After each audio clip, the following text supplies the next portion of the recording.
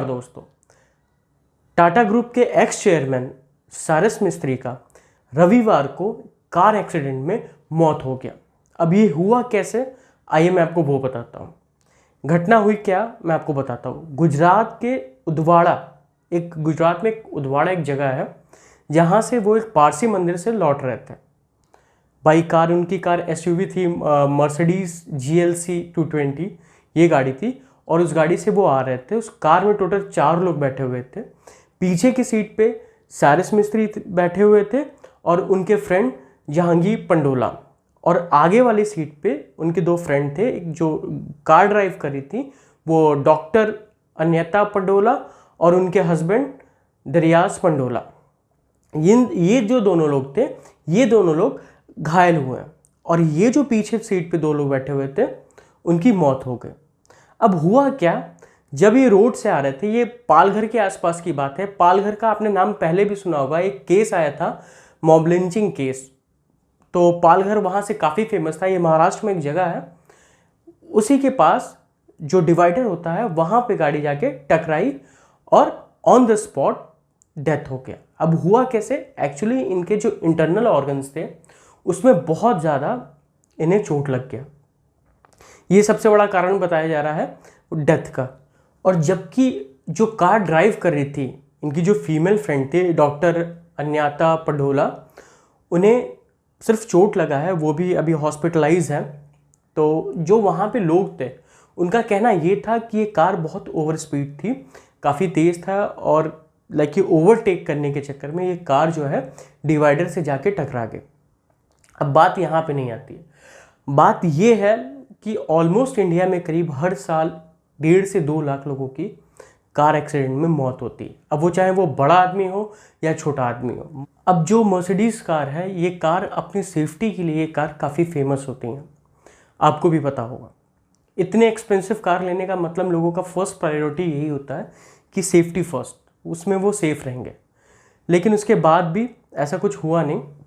लेकिन ये चीज़ें रेयर है, ये तो विधि का विधान है। जिसकी मृत्यु होने वाली है वो हो जाती है, चाहे आप मर्सिडीज़ में हो या आप कहीं पे भी हो।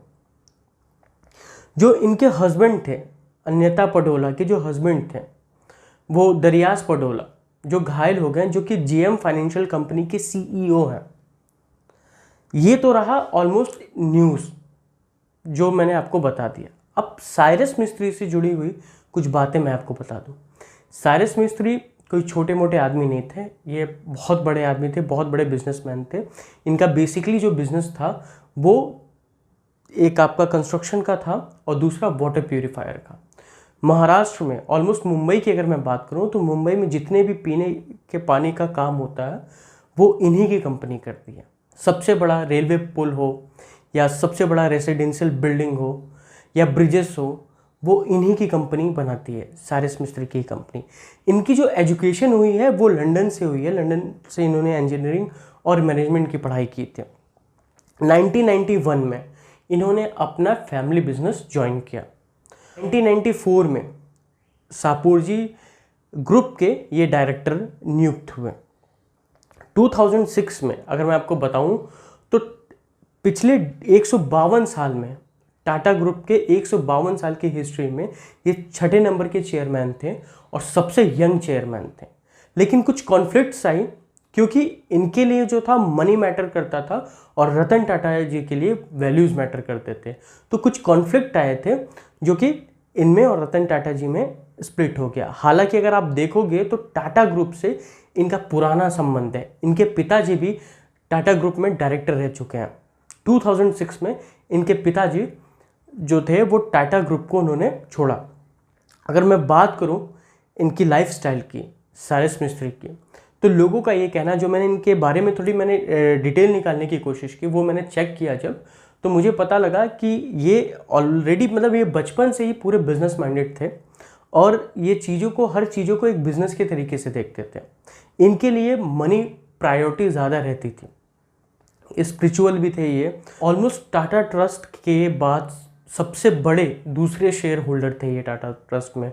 मैं बताना चाहूँगा 2020 में आके सुप्रीम कोर्ट ने फाइनली, इन्होंने एक एनक्लेव में केस भी किया था रतन टाटा के खिलाफ, बट 2020 में फाइनली आके रतन टाटा जी को, लाइक कि टाटा ग्रुप को ऑलमोस्ट जीत मिल गई।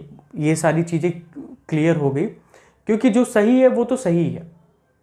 आपने डोकोमो की भी हिस्ट्री सुनी होगी, जो कुछ साल पहले डोकोमो की बात हुई थी, तो उसमें भी उस टाइम पे यही थे जो चीज़ों को संभालते थे। मैंने जैसे बताया आपको कि जो रतन टाटा थे उनके लिए वैल्यूज़ बहुत ज़्यादा इंपॉर्टेंट थी। और यहाँ पे मैं इस वीडियो को अंत करने जाऊँगा। हालांकि ये बहुत दुख की बात है कि ये चले गए। नरेंद्र मोदी जी ने भी इस चीज़ के लिए ट्वीट किया था और रतन टाटा जी भी बहुत दुखी थे। भगवान इनकी आत्मा को शांति दें। और प्लीज़ आप वीडियो को लाइक करें, चैनल को सब्सक्राइब करें, और वीडियो देखने के लिए आपका बहुत बहुत धन्यवाद।